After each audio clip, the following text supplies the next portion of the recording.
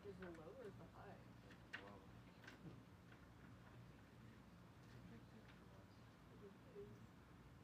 Everybody pulls out their winter clothes. And in Denver, they're like t-shirts and Okay. Flip-flop. It's very dry cold there, though. yeah. It's different. Very.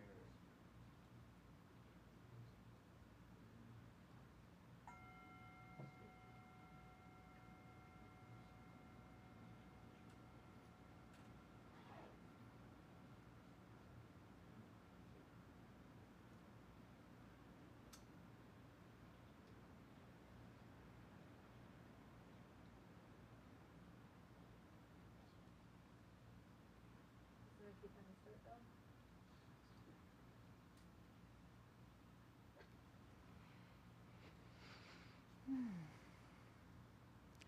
Good morning, everybody. It actually feels like the first morning of fall today, or October 22nd. I'm Claire. I'm one of the senior students, and I also work here. And I will be leading the meditation today. So is anybody here for the first time? Okay, I thought I recognized everybody, but sometimes I think I have the opposite of Alzheimer's, where you're like, hey, how's it going? And someone's like, I don't know you. So everybody's kind of familiar with the format of the meditation. If the book is still going around, if you're not familiar with the book, you can put people's names in it. We'll dedicate our practice to them at the end of the session. And we can just start with the aspiration verses on this yellow sheet that kind of like set the tone for what we're doing. And I just wanted to say a word about these verses. If you're familiar with the four boundless thoughts of Buddhism, and actually I think it's older even than Buddhism, but it's very common across all the different schools. So the four thoughts are compassion, love, joy, and equanimity, and each of these verses refers to one of those. So the first verse refers to love, second to compassion, third to joy, and the fourth to equanimity. So if you want to kind of have that in your mind as you recite these verses, there's the words, but then there's also kind of the meaning. May I cultivate these states? May all beings always have happiness and its causes. May all beings always be free of pain and its causes. May all beings always be pain-free and live happily.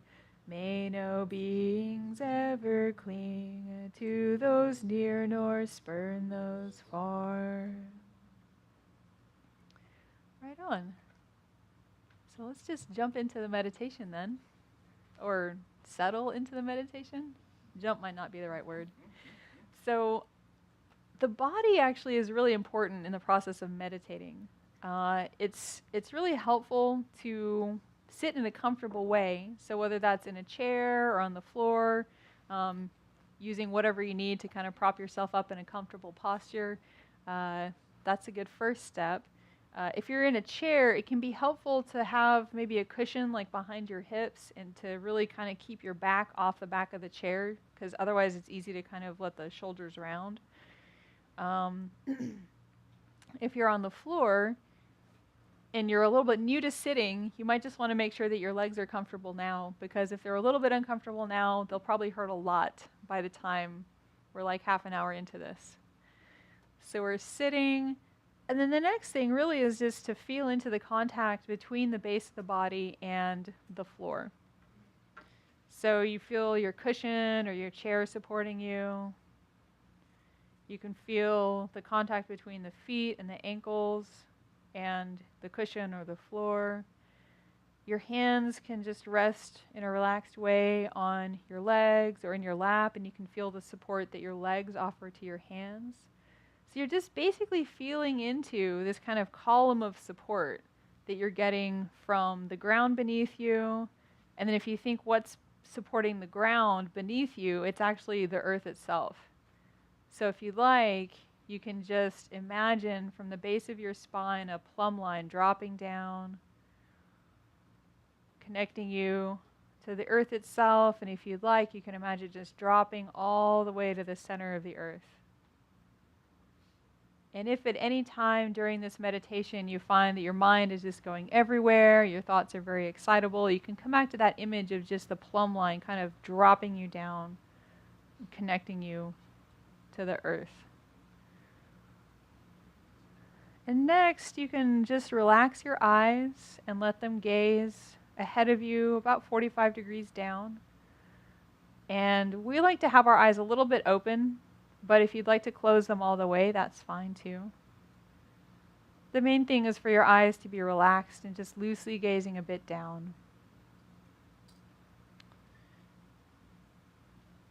And the next thing that I like to do is just to imagine that the in-breath invites the attention, invites the mind into the body and into the present, so that your mind isn't kind of scattered between here and other places, between past, present, and future, and you're really just able to kind of arrive and rest here.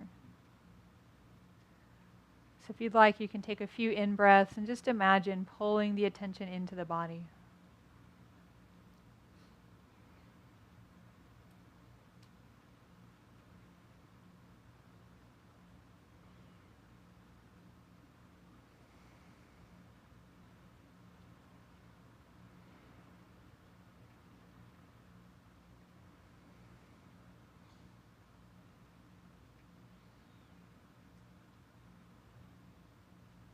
And as you bring your attention into the body, you might notice that there are places in your body where you feel as though you're holding stress, where you feel unnecessarily tight. And if you'd like, you can just invite those specific places to relax. So you're just feeling into the stress or the tightness. You're just giving it a very gentle invitation to relax and release.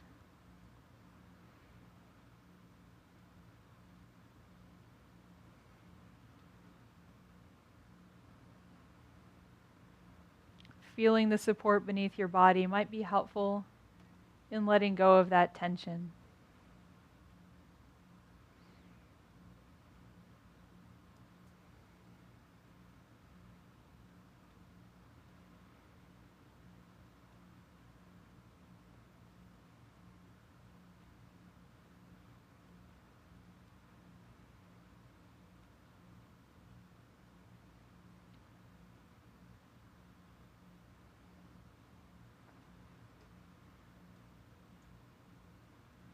And now you can imagine that with the in-breath, your mind drops down into the center of your abdomen, to the place the Chinese call the Dantian, or the Tibetans call the Tsasum Dube Do. It's this place a few finger widths below your navel and a few finger widths inside the body. And if you're sensitive to your body's energy, then you might feel the energy at that center.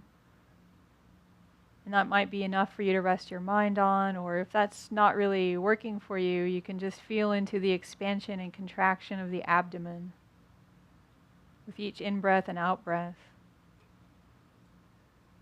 And as you go, you might notice when your abdomen seems tight, and you might invite it to relax. So the main thing is we're just resting our attention inside the center of the abdomen, almost like letting the mind melt into those physical sensations of breathing.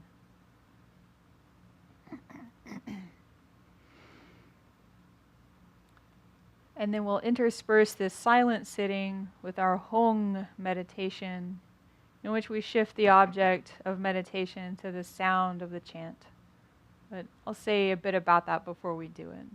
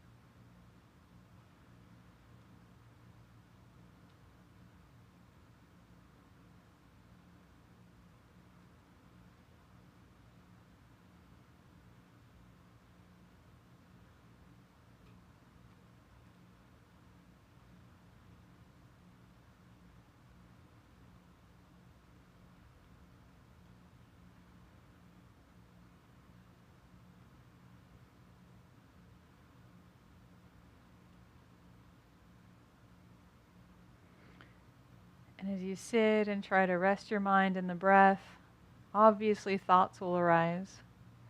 So then the question is, can you just notice the thoughts as thoughts?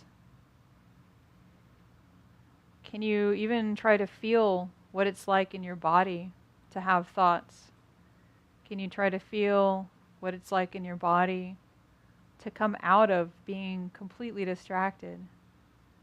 So every opportunity, every time you realize you've become distracted, it's a big opportunity to know more about yourself, to really dig more deeply into what it really feels like to pay attention to the breath versus what it really feels like to be distracted.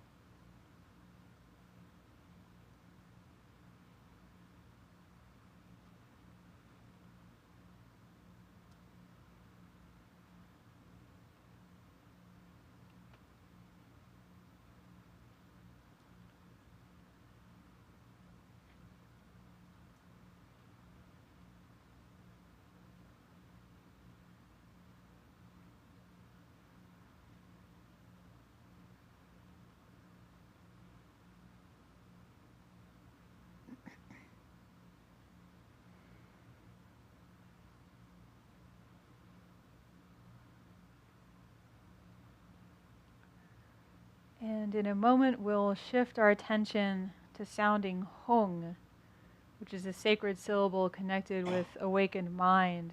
And now we'll just take the sound itself as our object of meditation.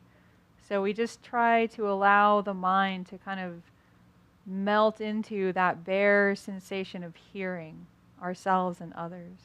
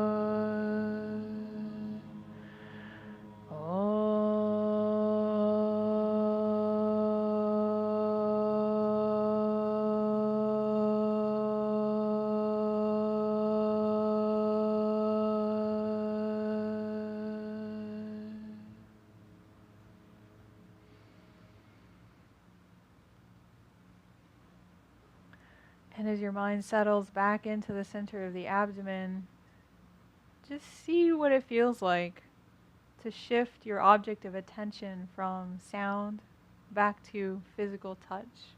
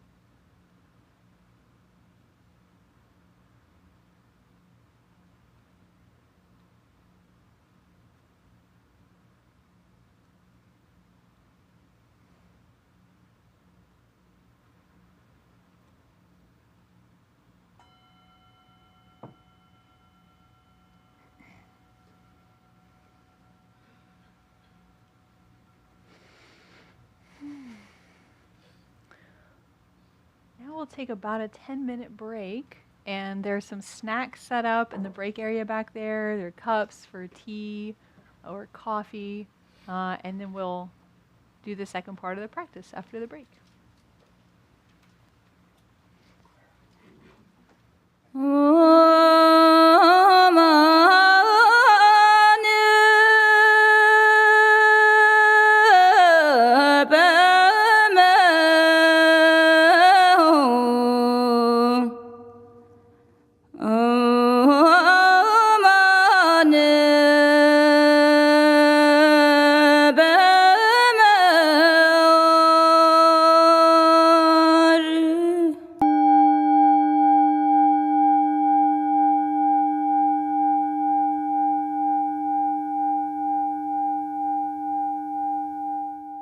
Dawn Mountain offers traditional Buddhist teachings primarily in the Tibetan tradition in a way that is accessible to contemporary Americans.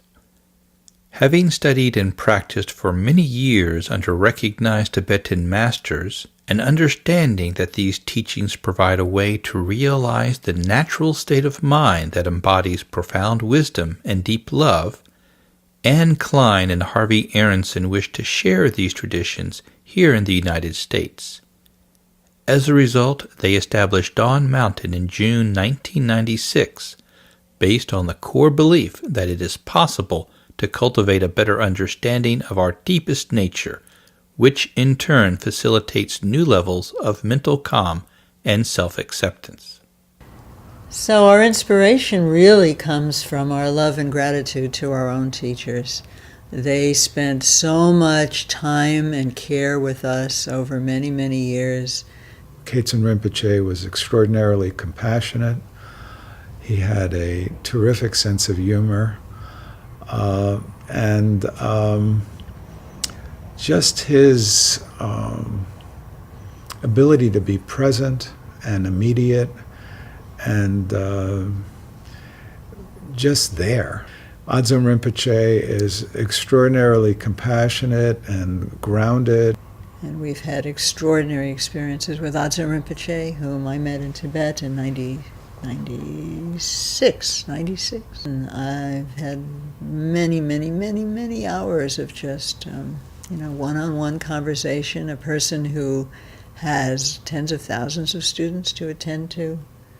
Okay, there's this wealth of cultural wisdom in Tibet. It's encoded in texts, in practices, in rituals, in art, and many people in the West are attracted to it, and yet Westerners are Westerners. We're Westerners. We're not monastics. We may dedicate our lives to practice in our heart of hearts, but we have families, we have jobs, we have all kinds of responsibilities. So how can we communicate and really experience transformation through these practices? For that, some kind of bridging is necessary. We're also a community center, nonprofit community center, which is the hub of our work extending life skills, the life skills of cultivating calm, of cultivating ease in life, of cultivating kindness. What did you do today that you liked? Make the glittery thing to show your anger. And what happened when you shook up the glittery thing? It made me feel a little bit like I wanted to meditate in peace. And then the Research Institute is where we look at what we can provide by way of information gained through research for the interested public. So we've mentioned that our own teachings here, which are drawn from work that we've done, our own translation work, our own study, and so forth, some of these will start appearing as pamphlets for practitioners here, and some of them will become books that will be published and will be widely available to the larger public. And I am right now in the process of gathering a team to translate a text from this tradition, which he powerfully feels, and which I also have a very, very strong wish to see translated. And we hope to do more of that. We've seen people telling us how their lives have changed, how their lives are improved, the comfort, the inspiration that they feel coming to Dawn Mountain.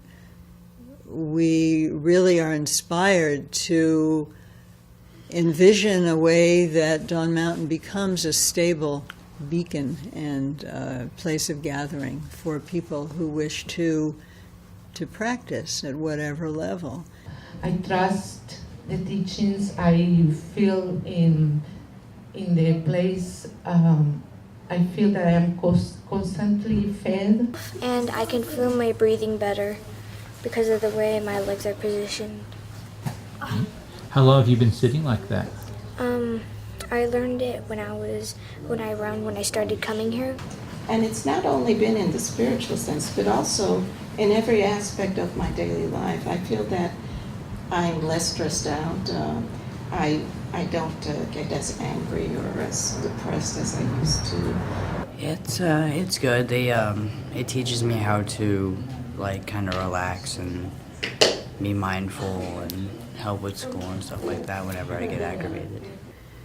One of our projects that has come to partial fruition is that we have developed a curriculum, which is posted on our website, that explains the open matrix of what a spiritual path can be supported here at Dawn Mountain. We've slowly become aware of the power of the media, and it is clear now that there is great interest in both our broadcasts from here, and from time to time we might be able to have broadcasts from Asia with Adzom Rinpoche or his sister Anila. Without students there are no teachers, and without teachers there are no students. We all dependently create one another. So we're very, very excited by the energy that is in the community. The community is alive, it is supportive, it is growing, and it really wishes to thrive, and we want to participate in that thriving in every way that we can. But we're really talking about finding a space of shared values. And if individuals share the values that we have in terms of coming to a deep appreciation of our innermost nature, then come and participate. That's the most significant thing that we can do together. Just sharing our participation is lovely and meaningful. And anything above and beyond that, by way of offering service for this community, offering financial, flows naturally. And we expect that that will just be a natural outflow for people because of that shared interest.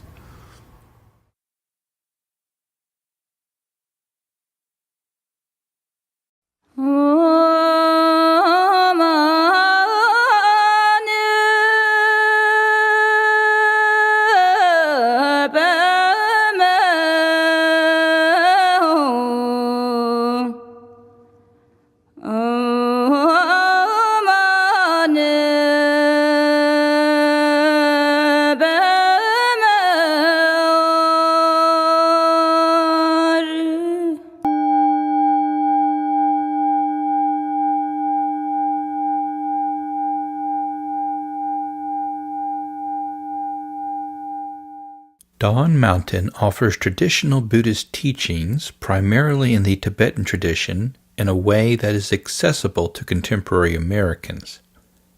Having studied and practiced for many years under recognized Tibetan masters, and understanding that these teachings provide a way to realize the natural state of mind that embodies profound wisdom and deep love, Anne Klein and Harvey Aronson wished to share these traditions here in the United States. As a result, they established Dawn Mountain in June 1996, based on the core belief that it is possible to cultivate a better understanding of our deepest nature, which in turn facilitates new levels of mental calm and self-acceptance. So our inspiration really comes from our love and gratitude to our own teachers. They spent so much time and care with us over many, many years Khetsen Rinpoche was extraordinarily compassionate. He had a terrific sense of humor, and just his ability to be present and immediate and just there. Adzom Rinpoche is extraordinarily compassionate and grounded. And we've had extraordinary experiences with Adzom Rinpoche, whom I met in Tibet in 96. And I've had many, many, many, many hours of just, one-on-one conversation, a person who has tens of thousands of students to attend to. Okay, there's this wealth of cultural wisdom in Tibet. It's encoded in texts, in practices, in rituals, in art, and many people in the West are attracted to it, and yet Westerners are Westerners. We're Westerners. We're not monastics. We may dedicate our lives to practice in our heart of hearts, but we have families, we have jobs, we have all kinds of responsibilities. So how can we communicate and really experience transformation through these practices? For that, some kind of bridging is necessary. We're also a community center, nonprofit community center, which is the hub of our work extending life skills, the life skills of cultivating calm, of cultivating ease in life, of cultivating kindness. What did you do today that you liked? Make the glittery thing to show your anger. And what happened when you shook up the glittery thing? It made me feel a little bit like I wanted to meditate in peace. And then the Research Institute is where we look at what we can provide by way of information gained through research for the interested public. So we've mentioned that our own teachings here, which are drawn from work that we've done, our own translation work, our own study, and so forth, some of these will start appearing as pamphlets for practitioners here, and some of them will become books that will be published and will be widely available to the larger public. And I am right now in the process of gathering a team to translate a text from this tradition, which he powerfully feels, and which I also have a very, very strong wish to see translated. And we hope to do more of that. We've seen people telling us how their lives have changed, how their lives are improved, the comfort, the inspiration that they feel coming to Dawn Mountain. We really are inspired to envision a way that Dawn Mountain becomes a stable beacon and place of gathering for people who wish to practice at whatever level. I trust the teachings. I feel.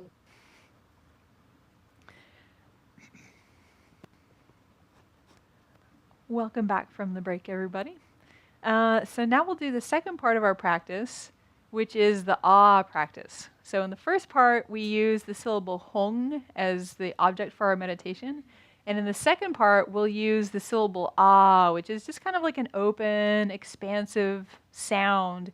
And we imagine that that sound carries blessings and light and healing to everybody who needs it. So I'll explain a little bit now what we're going to do with that syllable, and then as we go through, I'll just refer to it very briefly. So with the first time that we sound ah, we imagine this white light kind of coming from our heart center, filling up our entire body, dissolving every cell in our body into light so that you're just like shining in all directions. And then you kind of sit with that for a moment. The second time we sound ah, we imagine sending it to everyone else in the room and receiving it from everyone else in the room. And for a lot of us, receiving it is actually the harder part. So you might just, feel into that, see what it's like for you to receive. And then I kind of like to imagine us like creating a web of light here in this room. And then we rest with that for a moment. And then the third time that we sound ah, we just imagine the light and the healing and blessings going out in all directions. So all throughout Houston.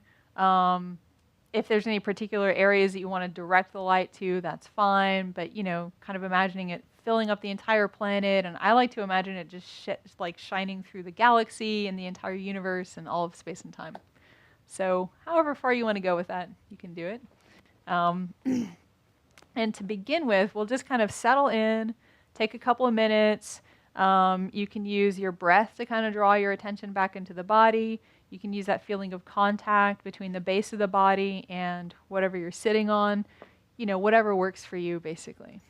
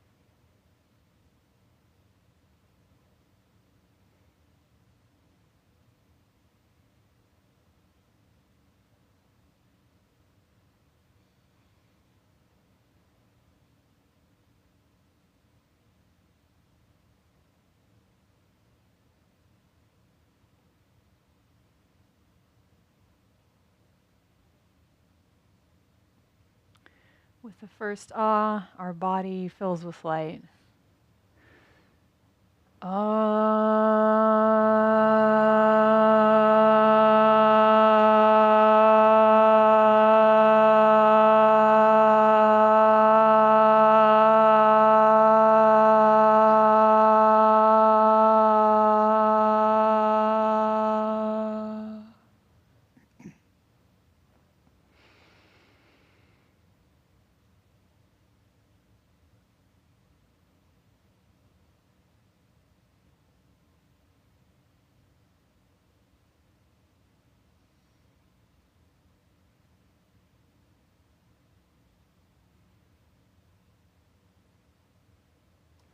With the second ah, we send and receive the light.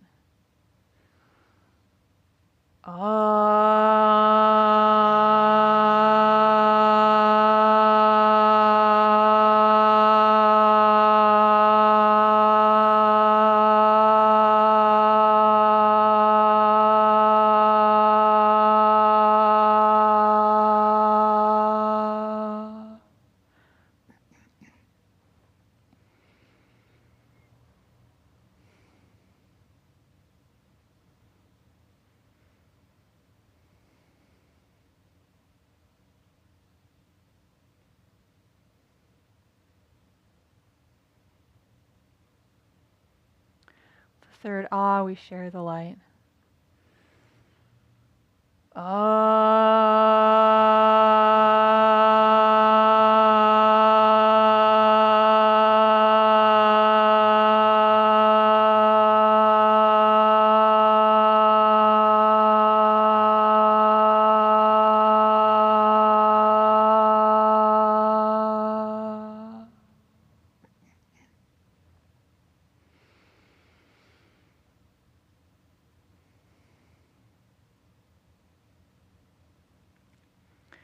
Before we close the meditation, let's just take a moment and let go of any sense of trying to make anything happen or trying to cultivate any particular state, and just rest present to ourselves.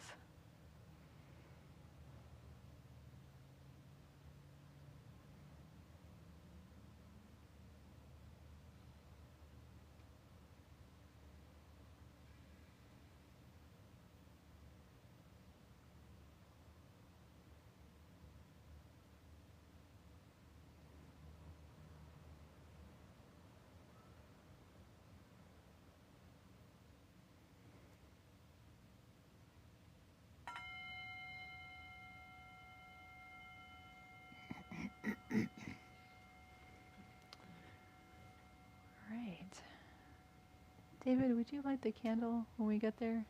Thank you.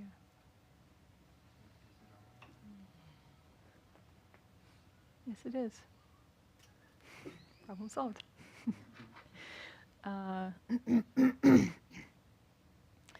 So let's say the dedication verse on this yellow sheet.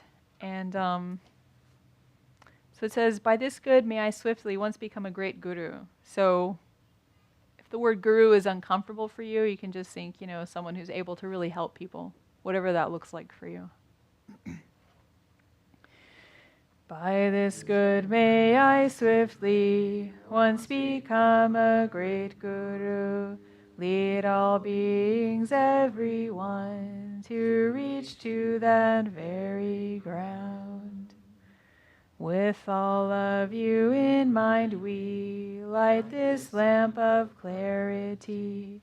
May the glow of love, wisdom, shine within us everyone, till we all rise forth born in one enlightened mandala.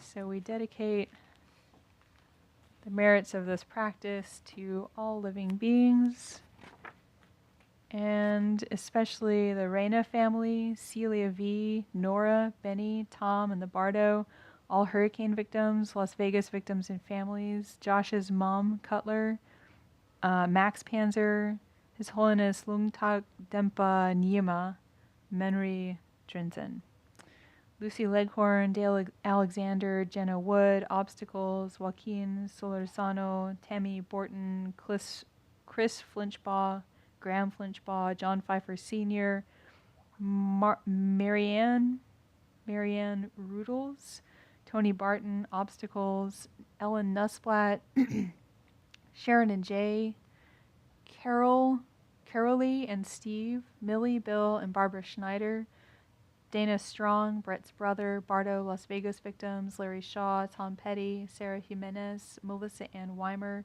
Pam for her retreat, Cal Bennett in the Bardo, Rosalind Doe in the Bardo, Constance, John, Lois, Vatana, Tenku, Elizabeth, Keiko, Lily, Chase, Arrow, Julia, Josh, Helen, Sharon, Karen, Marla, Barbara, Nanny, Amita, Lisa, Julie, Gus, everyone who needs strength and hope, Jacob and Chiara's marriage, Chase Ryan and the Bardo, Laura Ryan and family, Monica and Jesse, Eric, Doug, Nelson and Toby, Anthony, Greg, Ophelia Mascarens, and family and friends, Eric, Pat, Paula, Hipólito, Olea in the Bardo, Fernando, Kiki, Alejandra, Elias, Aureli, Hugo Montes, Ada de Persia, Juhi and family, and Devesh, and all living beings. All right, thanks everybody. Hope you all have a nice sudden day of winter here. And I think Mary Scott has some announcements. Why, yes, I do. Thank you, Claire. Most excitingly, I hope everybody knows this already, but in case not, Claire will be offering a fabulous, it's the annual Halloween weekend Dawn Mountain Reincarnation Workshop. Costumes optional, but encouraged. You can pick a past life, a future life, whatever you want. So that's happening next Sunday afternoon from 2 to 5, and I'm told you might get out a little early. But, make a day of it. Come do yoga, meditate, go to lunch, come back and learn about some new research and some really, really interesting information that somehow does not often bubble up into the general consciousness. So that's exciting. And then the following weekend, Lama Tenzin will be here for his annual retreat for everyone, and this year's title is Abiding Calm and Presence. It's live translated by Anne with help from Harvey. And if you've never experienced Lama Tenzin's teachings, they're really, really wonderful, inspiring. He's such a kind and heart-centered man. So hopefully everybody will be back here for that. And Can I say something about that too? yes, please. I just would like to point out, for those who are not doing Dzogchen cycles, most of Dawn Mountain's retreats are now by application only. So Lama Tenzin's teaching is a really nice way of kind of getting a foot in the door of more serious practice. It's not by application. Anyone can come. They're really wonderful teachings. So I just wanted to say that because it used to be that all the retreats were just available to everyone, and now it's a little different. So.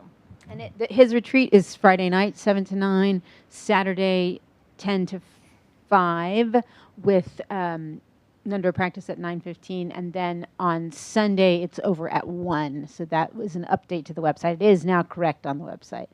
And I think that's it. We will have an annual holiday open house. You should start saving your money now. It will be, as usual, the first Sunday in December, December 3rd, and Ann and Harvey will be here teaching first Sunday talk and leading meditation that day, as they will on the first Sunday in November, which is also Lama Tenzin's retreat. So lots and lots. We hope to see you many times all through the rest of the year. Thanks. Thank you.